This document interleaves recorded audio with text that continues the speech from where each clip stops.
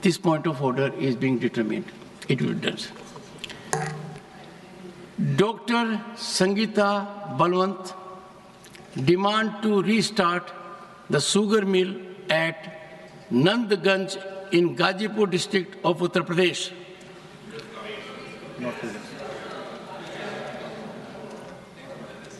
Srimati J.B. Mathur Hisham demand to bring down airfare from Gulf countries.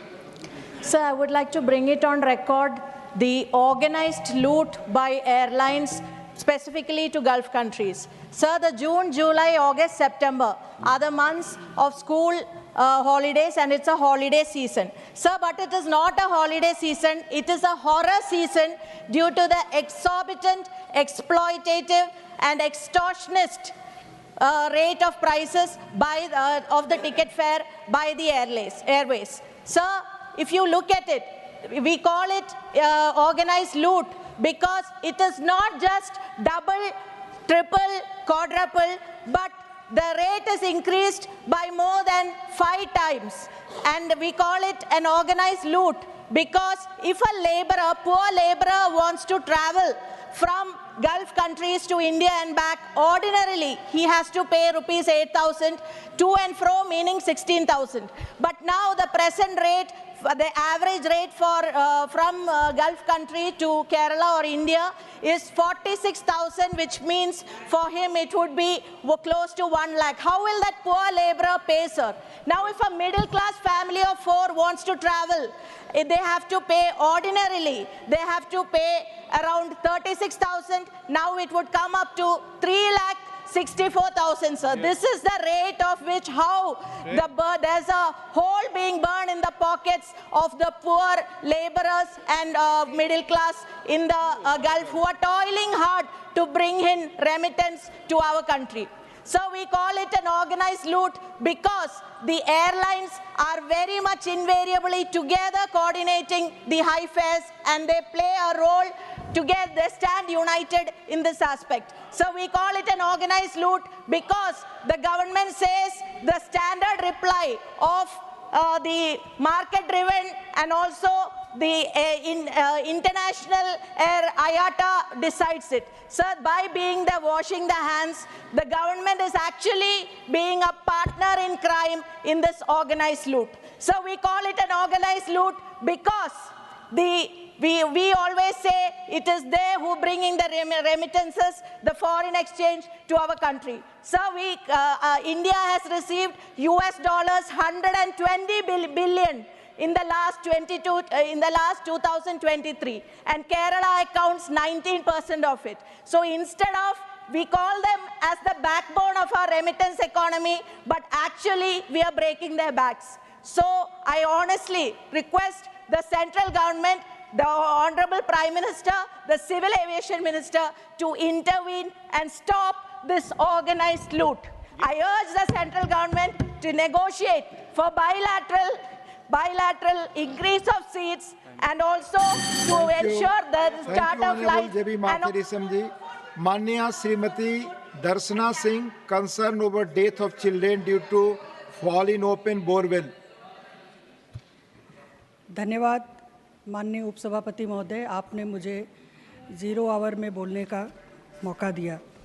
मैं आज इस सदन में देश भर में खुले बोरवेल से आए दिन होने वाले घटनाओं को लेकर अपना विषय रखना चाहता हूँ। महोदय, मैं आपको अवगत कराना चाहती हूँ कि देश भर में खुले बोरवेल से आए दिन होने वाली घटनाएं काफ़ी चिंताजनक है। प्रायः देखने में आया है कि लोगों द्वारा खराब ट्यूबवेल को उखाड़कर अन्य स्थानों पर शिफ्ट कर दिया जाता है और ट्यूबवेल को शिफ्ट करने के उपरांत बोरवेल को खुला छोड़ दिया जाता है और उसमें मिट्टी भरकर समतल नहीं किया जाता। इस लापरवाही के कारण बोरवेल में बच्चों के गिरने की घटनाएं देश भर में अक्सर होती रहती हैं, जिससे जान माल का नुकसान होने के साथ साथ बहुत मुश्किलों का सामना करना पड़ता है। इसके लिए प्रदेशों की सरकार द्वारा भी समय समय पर खराब बोरवेल को बंद करके भूमि समतल करने के बारे में आदेश दिया जाता है, पर इसके बावजूद इसमें कोई खास परिवर्तन नहीं हुआ। आज से एक दशक पहले 2009 में सुप्रीम कोर्ट ने स्वतः संज्ञान लेते हुए बोरवेल में गिरकर होने वाली मौतों पर एक गाइडलाइन जारी की थी, परंतु एक दशक के अंतराल के बाद भी प्रदेश सरकारों ने सुप्रीम कोर्ट की गाइडलाइन का पालन नहीं किया, जिसकी वजह से बोरवेल में गिरकर बच्चों की मौत होती रही। अतः महोदय, मैं आपके माध्यम से अनुरोध करना चाहती हूं कि देश भर में खराब पड़े खुले बोरवेल को बंद करने के लिए समुचित कदम उठाने की अत्यंत आवश्यकता है, जिससे लापरवाही के कारण बच्चों के बोरवेल में गिरने की घटनाओं को रोका जा सके। धन्यवाद। धन्यवाद दर्शना जी। माननीय Shri Sanjay Singh ji, concern over costly treatment of cancer in the country. धन्यवाद मान्यवर, आपने एक बहुत ही महत्वपूर्ण विषय पे मुझे अपनी बात कहने का मौका दिया। मान्यवर, कैंसर की बीमारी एक इतनी बड़ी और गंभीर बीमारी है कि आदमी दो तरीके से टूटता है। जिस व्यक्ति को कैंसर होता है वो शारीरिक रूप से टूटता है और उसका परिवार आर्थिक रूप से टूटता है। और इसके जो आंकड़े हैं मान्यवर, वो बहुत ही चौंकाने वाले हैं। जितनी तेजी के साथ हिंदुस्तान में कैंसर की बीमारी बढ़ रही है, उस पर हम सबको, पूरे सदन को और सरकार को चिंता करने की और कदम उठाने की आवश्यकता है।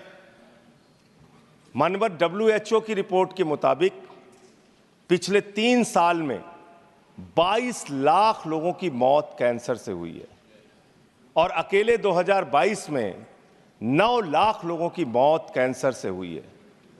माननीय, हमारे देश में कैंसर से इतने लोगों की जान चली जा रही है जितना किसी देश की आबादी नहीं है। मैं देख रहा था देशों की आबादी, भूटान की आबादी 7,80,000 है, गुयाना की आबादी 8 लाख है, लग्जमबर्ग की आबादी 6,53,000 है, मालदीव की आबादी 5,24,000 है। जितनी किसी देश की आबादी नहीं है, उससे ज़्यादा लोग हमारे देश में कैंसर से मर रहे हैं। और इसके बारे में मान्यवर, एक पार्लियामेंट्री स्टैंडिंग कमेटी की रिपोर्ट है जो इस सरकार के सामने विचाराधीन है और उसके सदस्य रामगोपाल, उसके अध्यक्ष रामगोपाल यादव जी यहाँ पे मौजूद हैं, वो पब्लिक डोमेन में है रिपोर्ट। उसकी कुछ रिकमेंडेशंस हैं जिसको देश के अंदर लागू करना बहुत आवश्यक है। वो रिपोर्ट साफ तौर पे ये कहती है कि इस देश के अंदर 25% लोगों को प्राइवेट हॉस्पिटल्स में फ्री इलाज कराने की व्यवस्था की जाए। सरकार के द्वारा ऐसा कानून बनाया जाए कि 25% फ्री इलाज कैंसर के मरीजों को प्राइवेट हॉस्पिटल्स के अंदर मिले। दूसरी बात मान्यवर, बच्चों को जो कैंसर हो रहा है, छोटे छोटे बच्चों को, उनको देख के परिवार पीड़ित होता है, बचने की कोई उम्मीद नहीं होती है, अपना घर बेच के, जमीन बेच के उसका इलाज कराते हैं। तो इसलिए बच्चों का इलाज पूरी तरीके से फ्री किया जाए। अगर किसी बच्चे को कैंसर की बीमारी होती है, ये दूसरी सिफारिश उसमें है।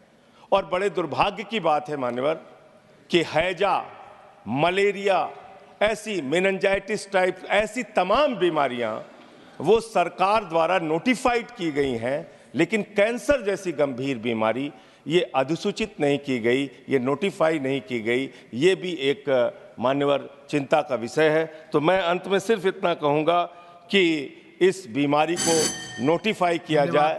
धन्यवाद माननीय संजय जी, धन्यवाद। समय खत्म हो रहा है, धन्यवाद। माननीय श्री महाराजा संजा ओबा लेशंबा डिमांड टू डिक्लेयर द इमा Kaithal, that's women market of Manipur, as a living cultural heritage site. Thank you, Deputy Chairman Shah, for giving me this opportunity. And my 0-hour submission is demand to declare the Ima Kaithel Women Market of Manipur as a living cultural heritage site.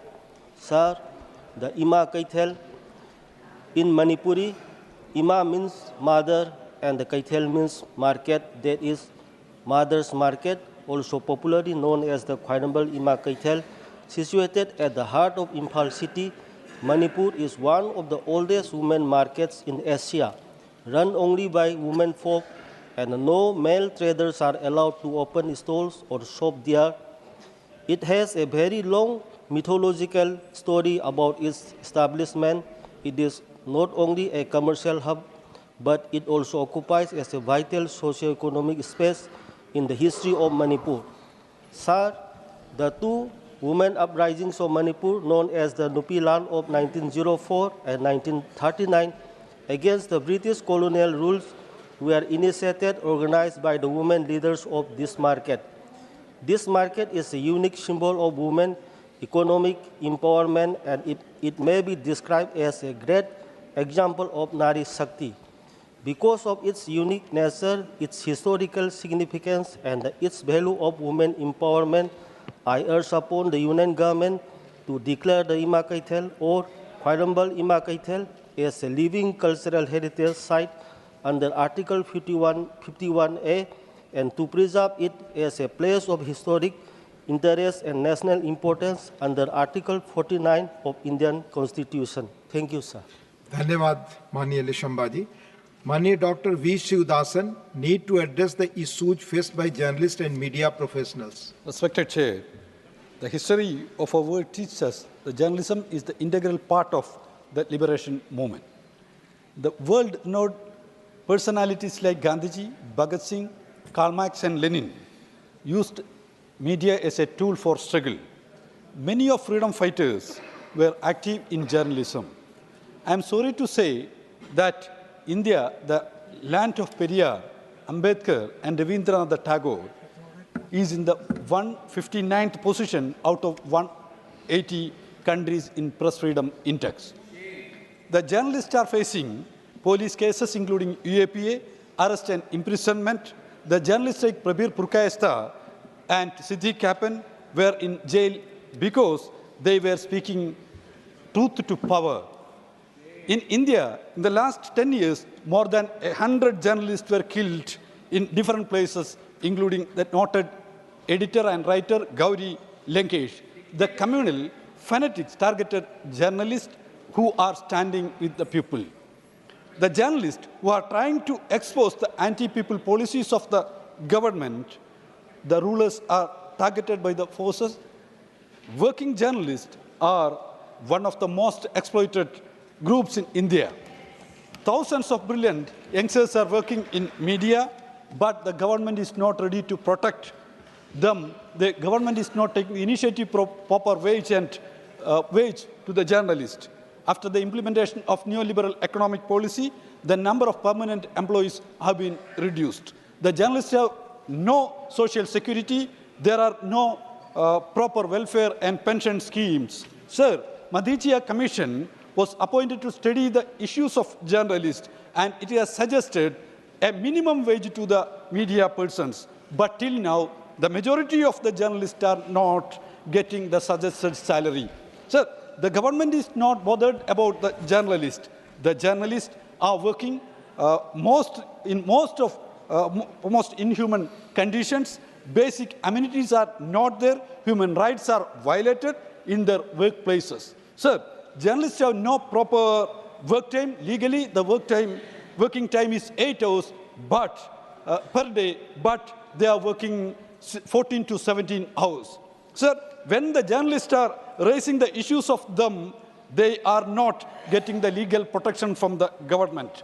They are unable to form the associations as trade unions in their media institutions. Sir, at present, the real news and real journalists have been degraded.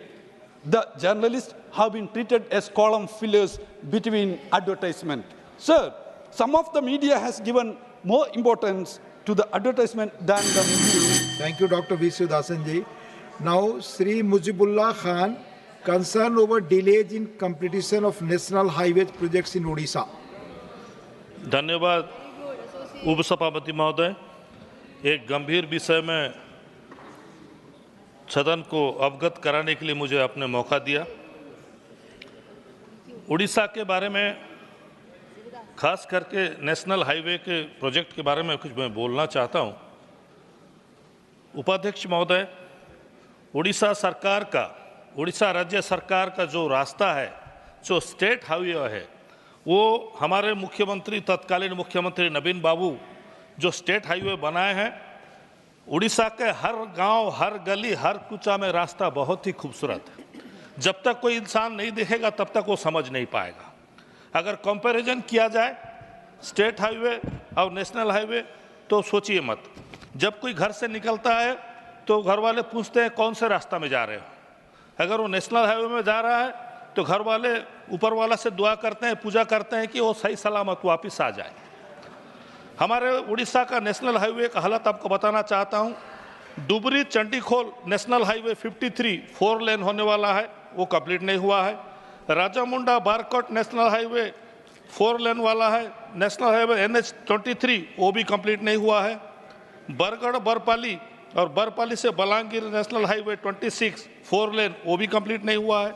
Angul Sambalpur NH 55 Cuttack Angul 55 ये 4 लेन है, ये भी complete नहीं हुआ है। Bhadrak Baleshwar NH 16 वो भी complete नहीं हुआ है। और झारसुगुड़ा भोजपुर जो वाइडिंग के लिए 49 NH वो भी कंप्लीट नहीं हुआ है। नेशनल हाईवे का हालत बहुत ही बुरा है अध्यक्ष महोदय। इसीलिए आपके माध्यम से मैं राज्य सरकार की तरफ से भी बोलिए या हम लोग सांसद के हिसाब से भी बोलिए, मैं अनुरोध करना चाहता हूं केंद्र सरकार को आपके माध्यम से, जो नेशनल हाईवे का हालत इतना बुरा उड़ीसा में क्यों है, किस कारण वजह से नेशनल हाईवे का हालत ऐसा हुआ है, इतना साल से कंप्लीट क्यों नहीं हो रहा है। 1-2 कंप्लीट नहीं होता अलग बात है, लेकिन करीब 6-7 ऐसा बड़ा प्रोजेक्ट है जो कंप्लीट नहीं हुआ है और काम भी बहुत धीमा चल रहा है और वो काम भी अच्छे क्वालिटी का नहीं है, क्योंकि इधर एक साइड में कंप्लीट होता है, दूसरे साइड में रास्ता खराब हो जाता है। तो आपके माध्यम से मैं अनुरोध करूंगा कि आप सरकार को निर्देश दीजिए कि नेशनल हाईवे का जो हालत है जितना जल्दी हो सके नेशनल हाईवे को ठीक करें और लोगों का जान और माल का रक्षा करें, क्योंकि कई एक्सीडेंट होता है अध्यक्ष महोदय। हर 1 दिन में 2 दिन में आप सुनेंगे नेशनल हाईवे में कहीं मोटरसाइकिल एक्सीडेंट, कहीं कार एक्सीडेंट, कहीं ट्रक एक्सीडेंट, ऐसे बहुत से कीमती जानें जा चुकी हैं।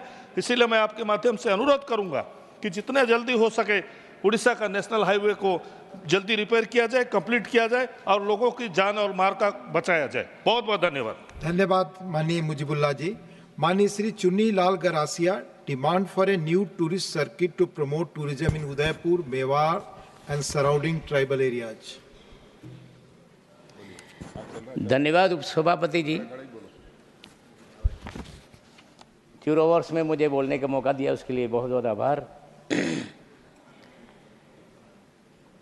राजस्थान के पर्यटन सर्किटों में नए स्थलों के समावेश हेतु सर्वेक्षण की मांग मैं कर रहा हूं। महोदय जी, महोदय मैं राजस्थान वीर शिरोमणि जो वीरता, शौर्य, त्याग, पराक्रम एवं दृढ़ निश्चय के लिए जाने जाने वाले वीर योद्धा महाराणा प्रताप और उनके सेनापति राणा पूजा भील की धरती मेवाड़ उदयपुर से आता हूं। महोदय, उदयपुर एक विश्व प्रसिद्ध पर्यटक स्थल है। इसे जिलों की नगरी भी कहा जाता है और उत्तरी भारत का सबसे आकर्षक पर्यटक शहर भी माना जाता है। उदयपुर को हाल ही में विश्व का सबसे खूबसूरत शहर भी घोषित किया गया है। महोदय, राजस्थान में वर्तमान में 4 पर्यटन संभाग हैं: जोधपुर, जयपुर, अजमेर, कोटा। इसी तरह राजस्थान में लगभग 10 पर्यटन सर्किट है, जिनमें प्रमुख हैं मरू सर्किट, जिसमें जैसलमेर, बीकानेर, जोधपुर, बाड़मेर जिले आते हैं; शेखावटी सर्किट, जिनमें सीकर, झुंझुनू, चूरू जिले आते हैं; डुंडान सर्किट, जिनमें जयपुर, दौसा, आमेर जिले आते हैं; ब्रज मेवात सर्किट, जिसमें भरतपुर, सवाई माधोपुर, टोंक जिले आते हैं; हड़ौती सर्किट, जिनमें कोटा, बूंदी, बारां, झालावाड़ जिले आते हैं; मेवाड़ सर्किट, जिसमें उदयपुर, राजस्थान, राजसमंद, चित्तौड़गढ़ और भीलवाड़ा जिले आते हैं; मारवाड़ सर्किट, जिसमें अजमेर, पुष्कर और मेड़ता, नागौर जिले आते हैं; गौरवड़ सर्किट, जिसमें पाली, सिरोही, जालोर जिले आते हैं। महोदय, मैं इस संदर्भ में सरकार से मांग करता हूं कि वर्तमान परिप्रेक्ष्य में इन पर्यटन सर्किटों में ऐसे कई पर्यटन स्थल हैं जो अभी तक इन पर्यटन सर्किटों में शामिल नहीं किए गए हैं। अतः मैं आपके माध्यम से सरकार से मांग करता हूं कि राजस्थान में इन सभी पर्यटन सर्किटों सहित बांसवाड़ा, डूंगरपुर, राजसमंद, चित्तौड़गढ़, भीलवाड़ा, उदयपुर में नए पर्यटक स्थलों का सर्वेक्षण करवाकर इन स्थलों को। धन्यवाद माननीय चुन्नी लाल जी। माननीय Shri Samik Bhattacharya, demand to check and curb the menace of fake Indian currency notes in the state of West Bengal. माननीय उपाध्यक्ष महोदय, ये बहुत गंभीर विषय है। पिछले 2 दशकों से हिंदुस्तान में किसी भी जगह कोई फेक करेंसी पकड़ा गया, किसी आदमी को अरेस्ट कर लिया गया, तो उसका संबंध सीधा कालिया चौक, मालदा का साथ जुड़े हुए होते हैं। Sir, I do authenticate. Sir, reserve bank का रिपोर्ट है, जो सारे हिंदुस्तान में जितना सारे फेक करेंसीज है उसमें 20% coming from West Bengal. Sir, we are living a border district, we have a 2200 international border with Bangladesh. We are facing a silent demographic invasion. Not only that, entire demographic design of West Bengal in the border areas have been totally changed. Cross talking आपस में बात ना करें। आज जो fake currency है, ये fake currency सिर्फ एक आज पश्चिम बंगाल का बीमारी नहीं है। हिंदुस्तान में बहुत जगह में फेक करेंसी जो चल रहे हैं, इसी का कारण आज पश्चिम बंगाल का माइग्रेंट लेबर भी खतरे में आ गए हैं। नहीं जा रही, आप बैठ जाएं। Our democracy, our economy, our integrity, our internal security is under threat. Sir, गंभीरता से इस विषय को विचार करना चाहिए। मालदा, मुर्शिदाबाद और नोदिया, ये 3 जेलों में और नया शुरू हुआ बारासत बोलकर एक जगह है उत्तर 24 Pargana. Not only fake currency, sir, fake Aadhaar card, fake pan card, आप ये सारे सदनों में जो सदस्य बैठे हुए हैं सभी का स्टेट पास देखिए, सभी जगह पकड़ा जाता है।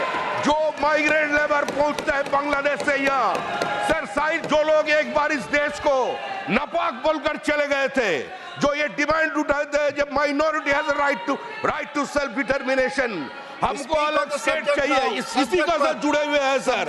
ये रुपया से बंगाल में तैयार नहीं होता, बांग्लादेश से आ रहे हैं और किसी भी एक एजेंसी का माध्यम से इसको बंद नहीं कर सकते।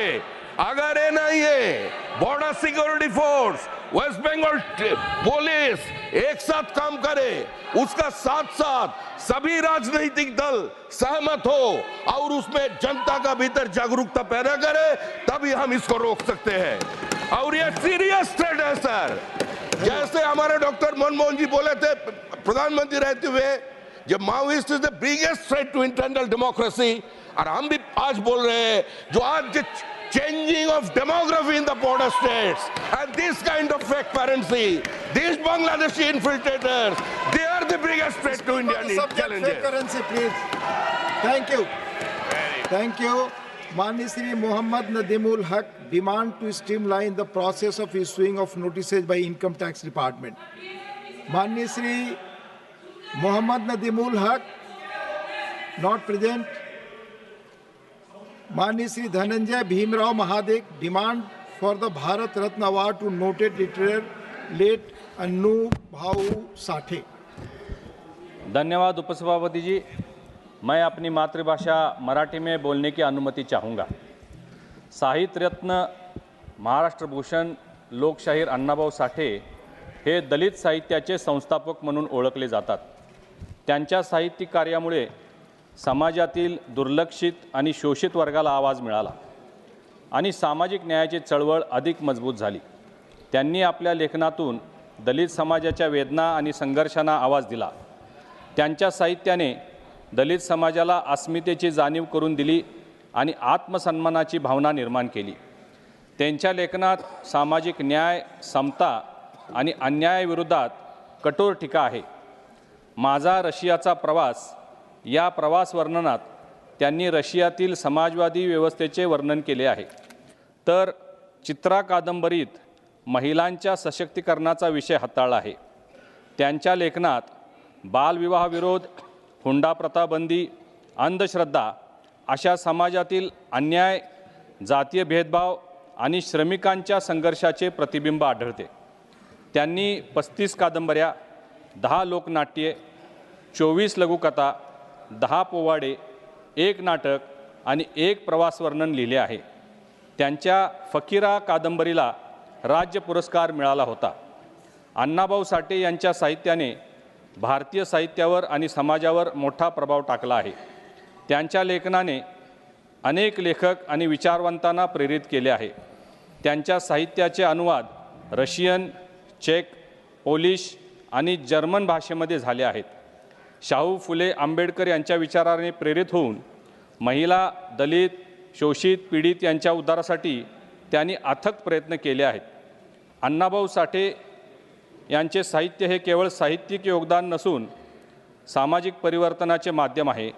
त्यामुळे आपल्या माध्यमातून मी केंद्र सरकारकडे विनंती करत आहे की साहित्यरत्न, महाराष्ट्र भूषण, लोकशाहीर अण्णाभाऊ साठे यांना भारतातील सर्वोच्च नागरी सन्मान भारतरत्न पुरस्कार देण्यात यावा.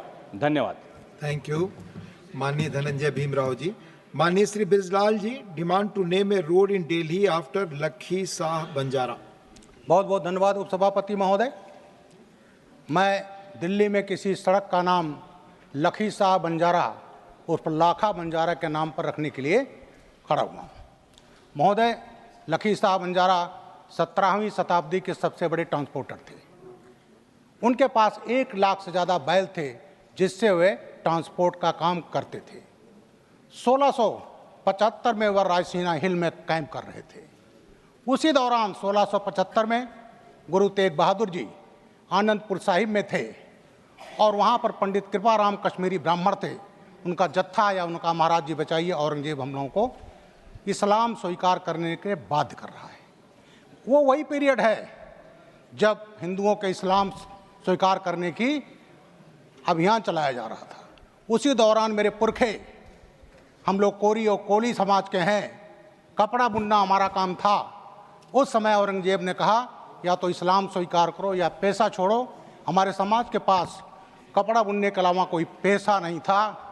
जो कन्वर्ट हो गए वो जुलाहे कहलाए, उसके बाद अंसारी कहलाए जाते हैं. आज पूर्वी उत्तर प्रदेश में गोरखपुर, मऊ, आजमगढ़, बनारस, ये जो आज अंसारी हैं वो हमारे समाज के हैं जिनको औरंगजेब ने कन्वर्ट किया. और हमारी बिरादरी जो हिंदू रह गई, उनके पास ना पैसा है और ना ही उनके पास खेती है. अब मैं आता हूँ लाखा बंजारा पर. महोदय, उस समय पंडित कृपाराम जी आए, गुरु तेग बहादुर जी ने आश्वासन दिया कि मैं मदद करूँगा. उसके बाद गुरु अपने शिष्यों के साथ आगरा आ गए. गुड़ का ताल वहाँ से औरंगजेब ने उठवा लिया. चांदनी चौक लाया गया. इस्लाम स्वीकार करने के लिए बाध्य किया गया. 9 नवंबर 1675 को उनके शिष्य मतीदास जी को आरे से चीर दिया गया. दूसरे दिन 10 नवंबर को उनके शिष्य सतीदास को रुई में लपेट करके जला दिया गया और भाई दयाल दास को हाथ पैर बांध करके कड़ाह में डाल करके उबाल दिया गया. जब गुरु जी को टॉर्चर किया गया, बाध्य किया गया, जब वो तैयार नहीं हुए तो 24 नवंबर 1675 को उनका सिर कलम कर दिया गया. अब उसके बाद वो लोग लाश के साथ बेदबी करते थे. लाखा बंजारा अपने सैकड़ों बैलों के साथ हल्ला बोल दिए. उनकी बॉडी उठाया और ले जा करके अपना घर जो था उसमें रख करके आग लगा दिया. गुरु जी का क्रिमेशन किया. आज जहाँ सिर काटा गया वहाँ गुरुद्वारा शीशगंज है. जहाँ उन्होंने क्रिमेट किया वो है गुरुद्वारा रकाबगंज. महोदय, मेरा डिमांड है कि लाखा बंजारा वो हैं जिन्होंने सरोवर बनाए, उनका उसमें बहुत रोल है. मेरा कहना है कि यहाँ दिल्ली में तमाम विदेशी आक्रमणकारियों के नाम पर रोड हैं. एक रोड को उनके नाम हटा करके लाखा बंजारा का नाम रखा जाए, उनके नाम पर रोड किया जाए जिनका हिंदुत्व की रक्षा के लिए बहुत बड़ा योगदान है. धन्यवाद.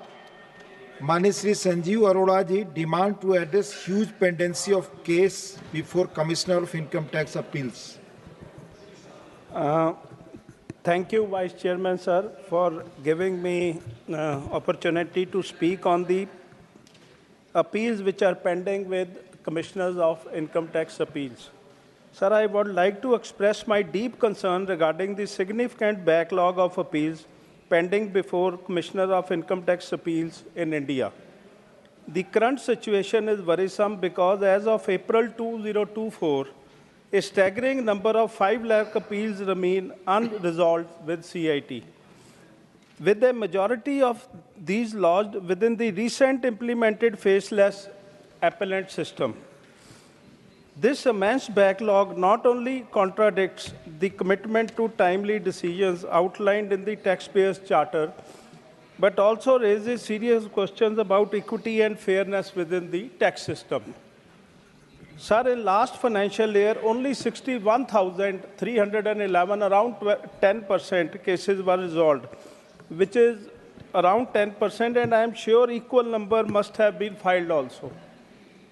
To address the critical situation, I urge the Honorable Minister, through you, to consider the following measures in the upcoming time. It had written budget, but the budget is there, so it can be considered in the budget also. Strengthening legal framework, enact appropriate legislation to enforce stricter time limits on CIT appeals for appeal disposal. The current advisory limit of 1 year is insufficient. Sir, it is an advisory limit, but it's not being adhered to. Taxpayer relief measures, introduce measures to provide relief to taxpayers, waiving the requirement of 20% prepayment before filing appeal, refunding excess tax collected recovered during prolonged delays, granting automatic stay on penalties and prosecution for appeals exceeding the specific time frame, accountability for delays, establishing a system of accountability to address the root causes of delayed within the system. The current pendency crisis discourages taxpayer compliance and undermines the integrity of the tax system.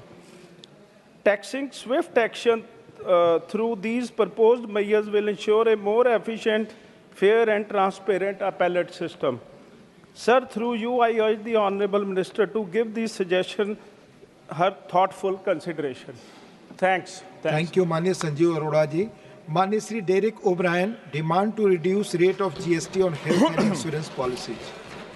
Sir, the demand is straightforward. Reduce 18% GST on medical and health insurance. Reduce it. In 3 minutes, let me make 4 quick points. This has been there, sir, since July 2007, and it has gone unnoticed. Why should we reduce it?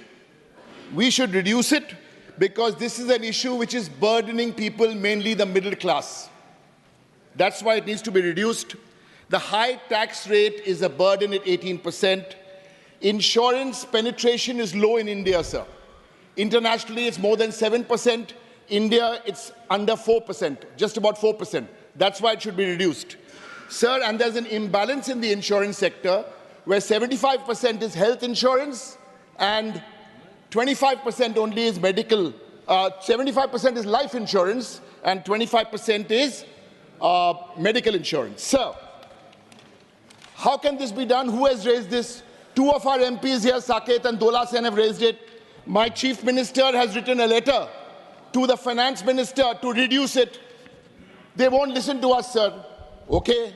At least listen to the minister, cabinet minister from there who's also written to the Finance Minister. He's on a highway. From the BJP, he's written. They should listen to him, sir. But when we write, the Finance Minister will say, no, I can't do anything. GST Council will change it. That is a flawed argument. This is a flawed argument. The ratio in the GST Council, is NDA 2, India parties, everybody else 1. GST Council, as said by the Supreme Court, is an advisory body.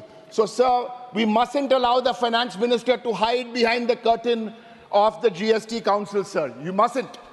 Sir, this is a middle-class issue. This is not a political issue. Mr. Chidambaram a few days ago said he's got a lot of experience. He said the Finance Minister should listen. Listen. Sir, I appeal. I know all the India parties will be together. I appeal to the Biju Janata Dal also to please associate with this issue. You must associate with this issue because it's touching the middle class. And this argument, please, I request the finance minister to come next 3-4 days and say on the floor of this house that this is not working because there's a GST council meeting happening. Sir, if this doesn't happen in the next 3-4 days, Andolan chalu rahega for this, sir. The people of India cannot have medical insurance for GST. Thank you, sir. Thank you. Manya Dr. Sangeeta Balwant. Manya Dr. Sangeeta Balwant demand to restart the sugar mill at Nandganj in Gazipur district of Uttar Pradesh. माननीय उपसभा महोदय जी, आपने मुझे एक गंभीर और लोक कल्याणकारी विषय पर बोलने का अवसर दिया। इसके लिए मैं आपको हार्दिक धन्यवाद प्रेषित करती हूँ। महोदय, मैं उत्तर प्रदेश गाजीपुर जिले से हूँ और केंद्र सरकार का ध्यान वहाँ बंद पड़ी चीनी मिल की तरफ आकृष्ट करना चाहती हूँ।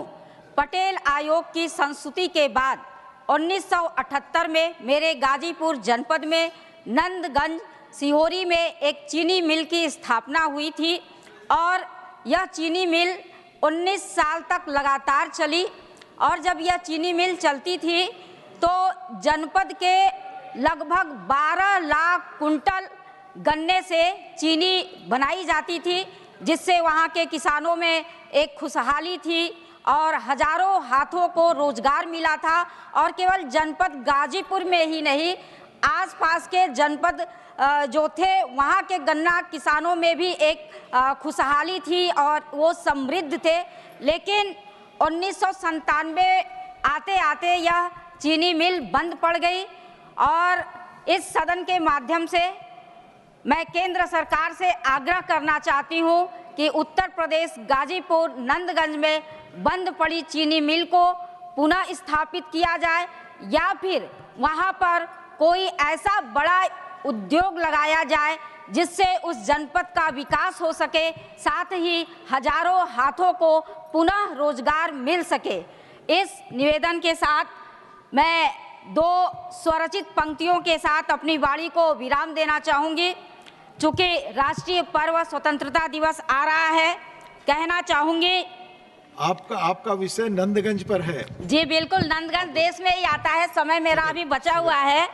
वतन के चिराग हो तो उजाला करो, वतन के चिराग हो तो उजाला करो, दिल में मुल्क से मोहब्बत भी पाला करो। ये जमीन ये आसमां मेरा भी है और तेरा भी है, गैर देशों की जयकार लगाकर अपना मुंह मत काला करो, अपना मुंह मत काला करो। जय हिंद, जय भारत। माननीय श्रीमती रेणुका चौधरी जी, माननीय Shrimati Renuka, no nothing please. माननीय श्रीमती रेणुका चौधरी जी, माननीय श्रीमती रेणुका चौधरी जी, प्लीज आपस में बात न करें। माननीय Shrimati Renuka Chaudhary ji, demand to facilitate the issuance of credit card to senior citizens of the country. Sir, there is an issue which is contraindicatory to what we are experiencing. The RBI has given guidelines to our banks saying anyone above 60 is not credit worthy, and so we cannot access a credit card, but they will use our money which is kept with them, the savings, and they make money on that, but they will issue a debit card. Now this is a bizarre concept, sir, because a credit card is not just about getting immediate credit, but it has several social implications and access under emergencies. 60 years plus is no really a liability because longevity has come to India. And unless we make sure that a senior citizen can book a flight ticket, hotel bookings, making transaction, online paying bills. Now, on the one hand, you want a digital cashless India. On the other hand, you will not give credit to people who are 60 years and above. I'm sure here a lot of my colleagues have got it because we are a privileged lot of people. But the average middle class citizen who has substantial savings in the bank, and the banks come to look at our face and say, are you alive? They want proof of living. They come home and check whether you're alive or dead while they're talking to you. And they tell you this is for proof of life. And after that, they don't give you a credit card. International banks, which do not have an upper age limit, which are functioning in India, are also submitted to the RBI guidelines here. So what they practice in their countries, they don't affect the seniors. But here, when international banks come and you bank with them, you have a limitation on the credit, and you will not get a credit card. So this kind of discriminatory behavior, and when you're trying to facilitate the elders, there are a lot of active, perfectly all right seniors who are functioning and contributing to the economies of this nation. And I think this kind of discriminatory attitude has to be removed at once, failing which we are going to have only debit card. Now, sir, India has flight of capital. We have written off unsecured loans. You have given away the commercial banks' unsecured loans to the tune of 21 lakh crore. This government has waived off selected corporates to the magnitude of 16 lakh crore, but they can't give a basic credit card facility to a law-abiding, tax-paying citizen. Multiple scams have happened, sir. The Punjab National Bank and State Bank of India have given unsecured loans to people. We are all aware that Mehul Choksi, Nirav Modi, Jatin Mehta, thousands and crores of rupees have fled from the... Thank you, Manya Renuka ji. Manya Shri Neeraj Dangi ji. Manya Shri Neeraj Dangi ji. बहुत धन्यवाद. Demand to build माननीय उपसभापति महोदय. elevated route in the section of Desuri Naul connecting Pali, Jaisalmer and Jodhpur area. Thank you sir. Rajasthan के प्रमुख नगर उदयपुर को पाली, जैसलमेर व जोधपुर क्षेत्र से जोड़ने वाले राष्ट्रीय राजमार्ग SH-16 का एक घाट सेक्शन हिस्सा जो राजसमंद जिले के गढ़बोड़ से देसूरी के मध्य स्थित है, लगभग 8 किलोमीटर के इस घाट सेक्शन को देसूरी की नाल के नाम से भी जाना जाता है. यह मार्ग राजस्थान के महत्वपूर्ण व्यवसाय मार्बल ग्रेनाइट के प्रमुख नगरों उदयपुर व राजसमंद से पाली, जोधपुर, जालोर, सिरोही, भीनमाल, सांचौर व माउंट आबू तक जाने का मुख्य मार्ग है, जो कम दूरी व कम समय में व्यापार को बढ़ावा देता है. एवं यह मार्ग गोमती, चारभुजा, देसूरी होकर आगे गंतव्य तक जाता है.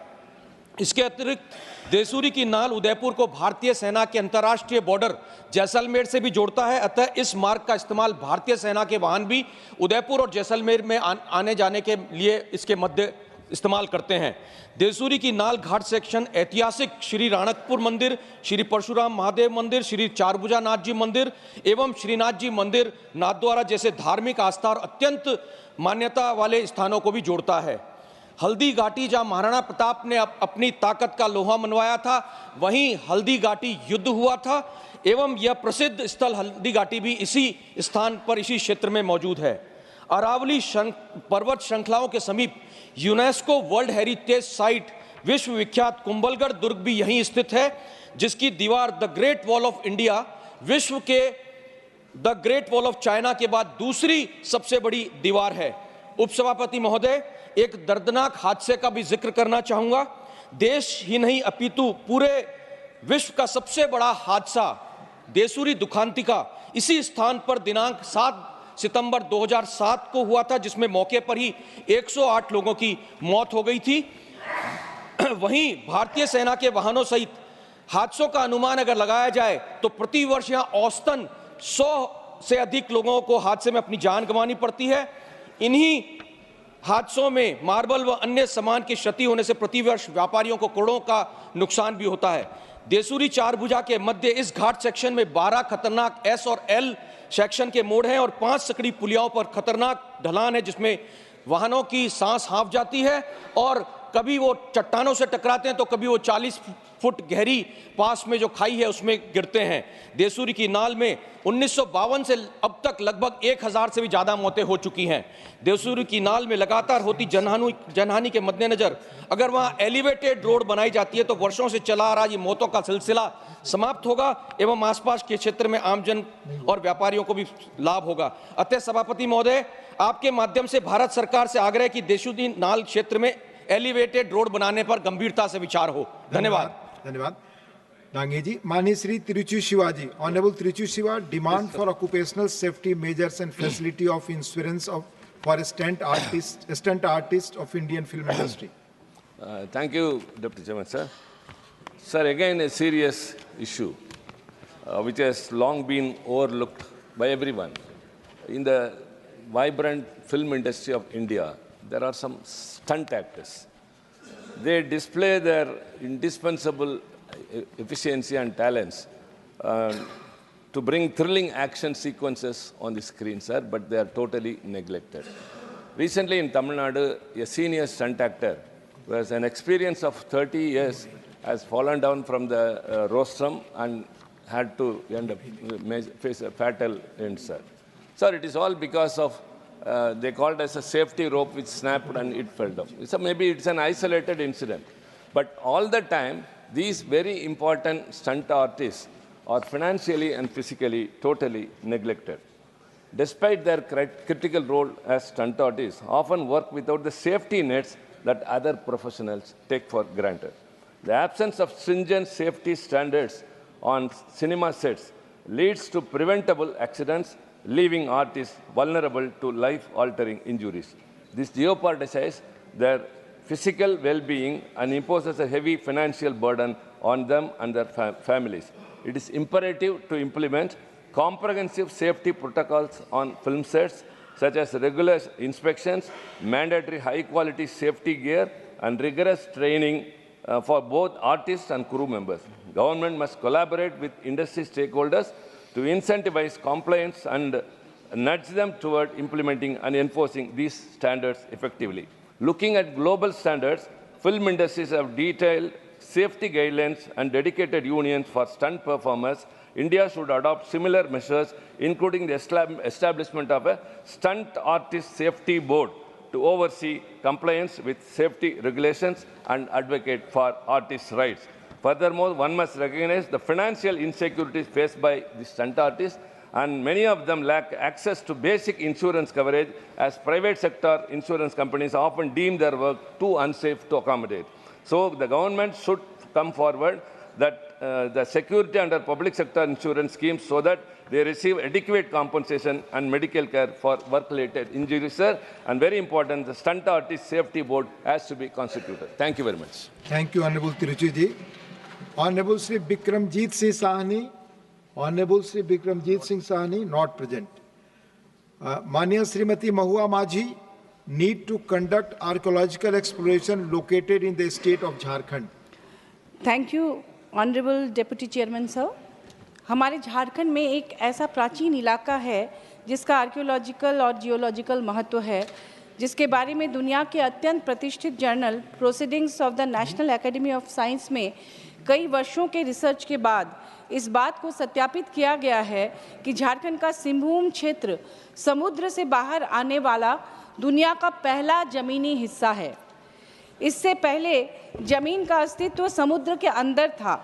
धरती के 50 किलोमीटर भीतर ज्वालामुखी विस्फोट के कारण सिंहभूम क्षेत्र समुद्र से बाहर आया था और ये पहला इलाका है। पोलैंड से एक स्टडी रिपोर्ट आया था कि दुनिया का पहला सुनामी झारखंड में आया था। रांची यूनिवर्सिटी के जियोलॉजी डिपार्टमेंट से इसकी पुष्टि हेतु दिल्ली से संपर्क भी किया गया था उस समय। हजारीबाग के मांडू थाना अंतर्गत दूधी नाला नदी में डायनासोर युग के पहले के अवशेष मिले हैं, हिमयुग के अवशेष मिले हैं, करोड़ों साल पहले के पुरातात्विक अवशेष मिले हैं। रांची यूनिवर्सिटी के जियोलॉजी डिपार्टमेंट के प्रोफेसर स्टूडेंट्स को फील्ड ट्रिप करवाने हर साल यहां ले जाते हैं, मगर फंड के अभाव में छोटी मोटी स्टडी ही कर पाते हैं। सिंहभूम तथा हजारीबाग क्षेत्र में ढेर सारी आश्चर्यजनक पुरातात्विक महत्व की चीज़ें बिखरी पड़ी हैं सर, जिनकी व्यापक खुदाई तथा खोज की आवश्यकता है।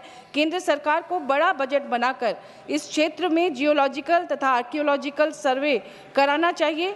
इससे जियो टूरिज्म को भी बढ़ावा मिलेगा और पूरी दुनिया के रिसर्चर यहाँ आएंगे। Thank you sir.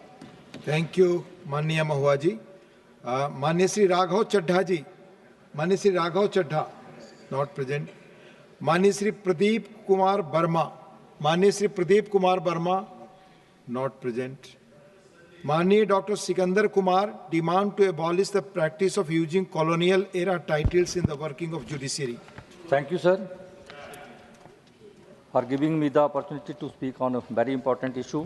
Need to do away with the colonial era practice of referring to the judges of the Honorable Courts of Bharat, especially that of the Honorable High Courts of Bharat and the Honorable Supreme Court of Bharat as your Lordship, your Ladyship or my Lords. Honorable Speaker, sir, the passing of Bharatiya Nyaya Sanhita, Bharatiya Nagrik Suraksha Sanhita, Bharatiya Suraksha Sanhita to replace the three colonial era criminal laws, namely the Indian Penal Code 1860, Code of Criminal Procedure 1973, the Indian Evidence Act 1872 being one of the many recent steps taken by the government to rightfully restructure the foundation of the judicial system of Bharat for the welfare of its people had given me hope and a renewed sense of purpose. Sir, be a part of the Indian legal system which in its language, color and delivery was never meant to serve justice to the people of this nation. In many years of practice, we too have become a part and victim of the same system. The language, mannerism and the code of conduct taught to the practitioner of law chips away at our very basic root, that is identity. When we are inducted into the legal profession, like many young people today, we are taught to address the honorable judges of the courts of India, especially the judges of the Honorable High Courts and Honorable Supreme Court as your Lordship, my Ladyship or my Lords.